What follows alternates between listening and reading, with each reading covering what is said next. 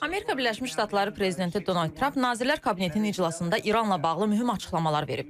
Həm Tehranla danışıqların davam etdiyini bildirib, həm də İrana qarşı yeni hərbi zərbələrin başlana biləcəyini istisna etməyib. Biz İranla bağlı ciddi nəticələr əldə etmişik. Lakin bəzi media qurumları bunu yazmaq istəmirlər. İran razılığa gəlməyi çox istəyir. Onlar indiyə qədər buna nail olmayıblar. Bu bizi razı salmasa da hər şey istədiyimiz kimi olacaq. Ya razılığa gələcək, ya da işi bitirməli olacağıq.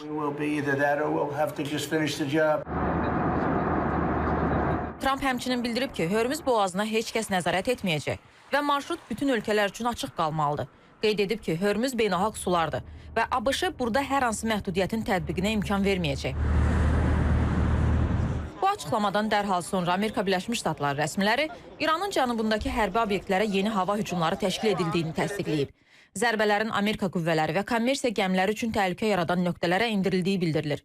Pentagon həmçinin bölgədə bir neçə İran dronunun məhv edildiyini açıqlayıb. Buna cavab olaraq İran İslam İnqilabı Keşikçiləri Korpusu Amerika Birləşmiş Ştatlarına məxsus hava bazasının hədəfə alındığını bildirib. Sepahın məlumatına görə ABŞ-nın Bəndər Abbas yaxınlığına hücumuna cavab olaraq həmin əməliyyatın idarə olunduğu hərbi baza atəşə tutulub.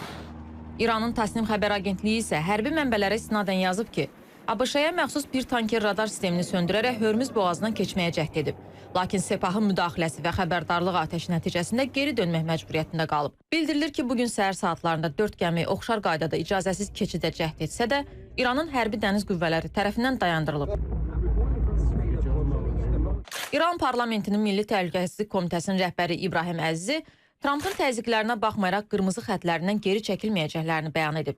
Tehran uranın zənginləşdirilməsi hüququndan və boğazdakı təsir imkanlarından imtina etməyəcəyini vurğulayır.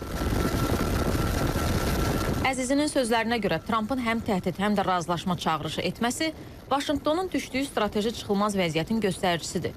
Analitiklər hesab edir ki, Trump İranın nüvə potensialının zəiflədiyini nümayiş etdirərək həm siyasi qələbə qazanmağa, həm də ABŞ daxilində populyar olmayan müharibədən çıxmağa çalışır. Lakin noyabrda keçiriləcək aralıq seçkilər ərəfəsində enerji qiymətlərinin artması Ağ Ev üçün ciddi risk yaradır. Trump isə bu addımların seçki maraqları ilə bağlı olduğu iddialarını qəti şəkildə rədd edir.